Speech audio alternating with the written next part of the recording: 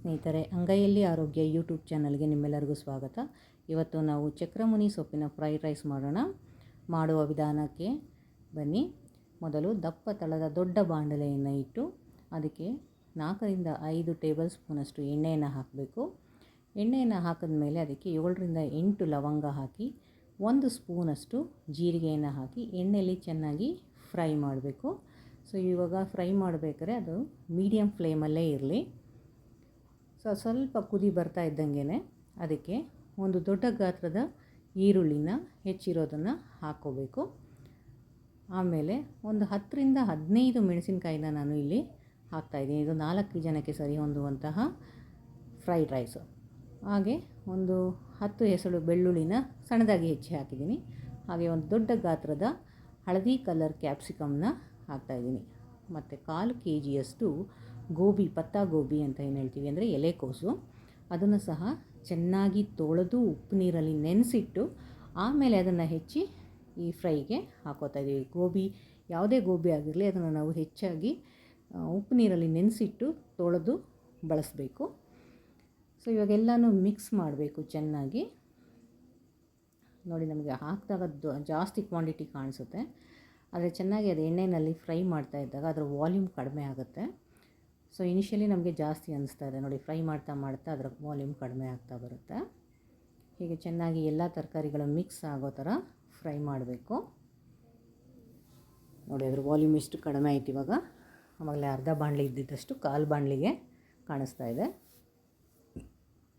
ನಾವು ಇದಕ್ಕೆ ಶುಂಠಿ ಮತ್ತು ಪುದೀನ ಏನೂ ಹಾಕಲ್ಲ. ಈಗ ರುಚಿಗೆ ತಕ್ಕಷ್ಟು ಉಪ್ಪು ಹಾಕಿ, ಈ ಉಪ್ಪು ನಾವು ಅನ್ನಕ್ಕೂ ಸೇರಿಸಿ ಹಾಕಬೇಕು. ಫಸ್ಟೇ ತರಕಾರಿಗೆ ಹಾಕಿಬಿಟ್ರೆ ತರಕಾರಿ ಜಾಸ್ತಿ ಉಪ್ಪು ಎಳ್ಕೊಂಬಿಡುತ್ತೆ. ಹಾಗಾಗಿ ಅದನ್ನು ಫ್ರೈ ಮಾಡಿಬಿಟ್ಟು ಇವಾಗ ಉಪ್ಪು ಹಾಕ್ತಾಯಿದ್ದೀವಿ.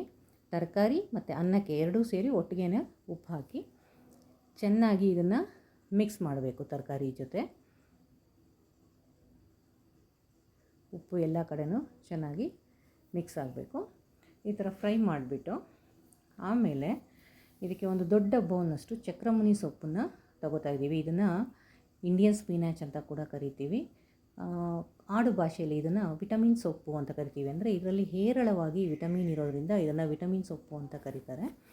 ಇದು ದೊಡ್ಡ ಬೌಲಲ್ಲಿ ಒಂದು ದೊಡ್ಡ ಬೌಲಷ್ಟು ಸೊಪ್ಪು ತೊಗೊಂಡಿದ್ದೀನಿ. ಈಗ ಫ್ರೈ ಆಗಿರೋಂಥ ತರಕಾರಿಗಳಿಗೆ ಈ ಸೊಪ್ಪನ್ನು ಹಾಕಿ ಸೇರಿಸ್ತಾ ಇದ್ದೀನಿ.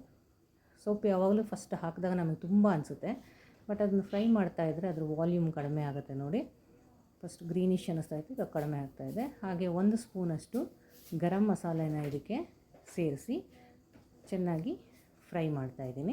ಇದು ಮನೇಲೇ ಮಾಡಿರೋಂಥ ಗರಂ ಮಸಾಲ. ಎಲ್ಲ ಆ ಮಸಾಲೆ ಎಲ್ಲದಕ್ಕೂ ನೀಟಾಗಿ ಬ್ಲೆಂಡ್ ಆಗೋ ಥರ ಅದನ್ನ ಮಿಕ್ಸ್ ಮಾಡಬೇಕು.